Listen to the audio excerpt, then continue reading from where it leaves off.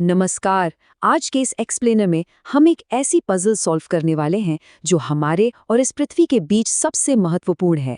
हम बात कर रहे हैं उन संसाधनों की, यानी उन रिसोर्सेज की जो सच में हमारी इस दुनिया को चलाते हैं। इंसान और उसके आसपास के रिसोर्सेज का ये रिश्ता ना बहुत गहरा और बिल्कुल एक दूसरे पर निर्भर है।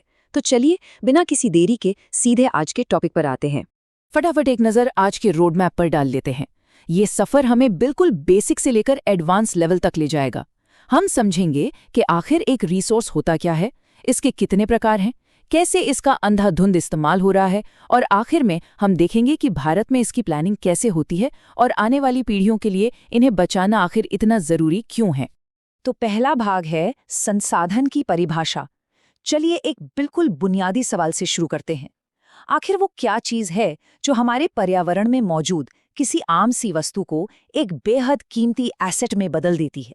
यहाँ सबसे अहम पॉइंट ये है कि पर्यावरण में किसी चीज़ का सिर्फ होना ही काफ़ी नहीं है। मतलब एक वस्तु तभी संसाधन बनती है जब वो 3 खास शर्तों को पूरा करे। पहला, उसे इस्तेमाल करने के लिए हमारे पास सही टेक्नोलॉजी होनी चाहिए। दूसरा, इकोनॉमिकली यानी आर्थिक रूप से उसे निकालना और इस्तेमाल करना फ़ायदेमंद होना चाहिए।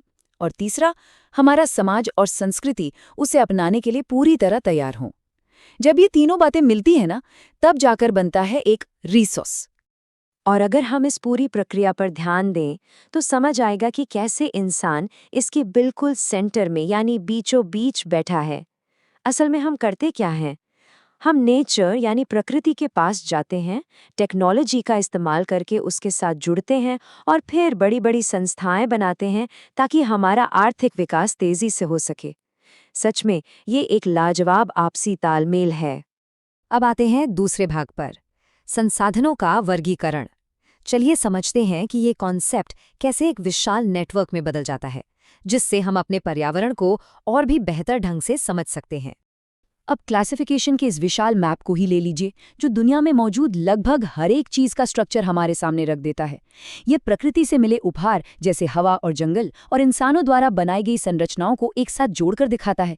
हालांकि देखने में ये थोड़ा कॉम्प्लेक्स जरूर लग सकता है, पर यकीन मानिए इसका लॉजिक बिल्कुल शीशे की तरह साफ है। उस कॉम्प्लेक्स क्लासिफिकेशन को अगर आसान भाषा में समझें तो हम हर एक रिसोर्स को इन 4 अलग-अलग नज़रियों से देख सकते हैं। पहला, उनकी उत्पत्ति कहाँ से हुई। दूसरा, उनकी लिमिट क्या है। तीसरा, उनका मालिक आखिर कौन है। और चौथा, उनके विकास का लेवल या स्टेटस क्या है। इन 4 लेंसेज से देखने पर हर रिसोर्स की कहानी और उसकी क्षमता बिल्कुल क्लियर हो जाती है। तीसरा भाग बात करता है रिसोर्सेज के अंधाधुंध उपयोग के बारे में। देखिए, इतिहास में एक लंबा समय इस गलतफहमी में बीता है कि रिसोर्सेज तो प्रकृति के फ्री और अनंत उपहार हैं, जैसे कि वो कभी खत्म ही नहीं होंगे। इस एक गलत सोच ने पूरी दुनिया में कितने गंभीर परिणाम पैदा किए हैं, आइए आगे देखते हैं। इनका बिना सोचे समझे दोहन करने से सिर्फ नेचर का ही नुकसान नहीं हुआ है, बल्कि हमारा इंसानी समाज भी बुरी तरह बंट गया है। इंसानी लालच ने रिसोर्सेज को बिल्कुल खत्म होने की कगार पर ला दिया है, और इसी वजह से समाज 2 हिस्सों में टूट गया है, अमीर और गरीब। इन सब ने मिलकर हमारे सामने एक भयंकर इकोलॉजिकल संकट खड़ा कर दिया है। तो इसका सबसे बड़ा पॉइंट ये है कि ग्लोबल वार्मिंग, ओजोन लेयर का पतला होना, बढ़ता पोल्यूशन और ज़मीन का बंजर होना, देखिए ये सब सिर्फ किताबी बातें नहीं हैं। ये धरती की खराब होती हालत के बिल्कुल ठोस नतीजे हैं, जो सिर्फ और सिर्फ इस अंधाधुंध कंजम्पशन के कारण पैदा हुए हैं। चौथा भाग, भारत में संसाधन नियोजन। चलिए थोड़ा और गहराई में चलते हैं और समझते हैं कि इस संकट को प्रैक्टिकल लेवल पर कैसे संभाला जाता है। आखिर भारत जैसे बड़े और विविध देश को एक स्ट्रक्चर्ड रिसोर्स प्लानिंग की सख्त ज़रूरत क्यों पड़ती है? इन 2 राज्यों को ही देख लीजिए, रिसोर्सेज का बंटवारा कितना अजीब है। एक तरफ अरुणाचल प्रदेश है, जहां पानी ही पानी है, लेकिन बेसिक इंफ्रास्ट्रक्चर की भारी कमी है। वहीं दूसरी तरफ राजस्थान है, जहां सोलर और विंड एनर्जी का तो भंडार है, लेकिन वहां पानी की सख्त कमी है। अब खुद सोचिए, एक चीज की बहुतायत का तब तक कोई फायदा नहीं जब तक दूसरी जरूरी चीज वहां से गायब हो। एक और गजब का उदाहरण देखते हैं। मध्य भारत के राज्य जैसे झारखंड और एमपी मिनरल्स और कोयले से भरे पड़े हैं। उनकी तुलना अगर लद्दाख से करें, जहां की सांस्कृतिक विरासत तो बेहद अमीर है, लेकिन वो हिस्सा देश से बिल्कुल अलग थलग है और वहां पानी, इंफ्रास्ट्रक्चर और ज़रूरी मिनरल्स की कमी है। ये कॉन्ट्रास्ट सीधे तौर पर साबित करता है कि क्यों नेशनल और रीजनल लेवल पर एक बैलेंस्ड प्लानिंग करना कंप्लीटली नॉन नेगोशिएबल है। इसके बिना काम चल ही नहीं सकता।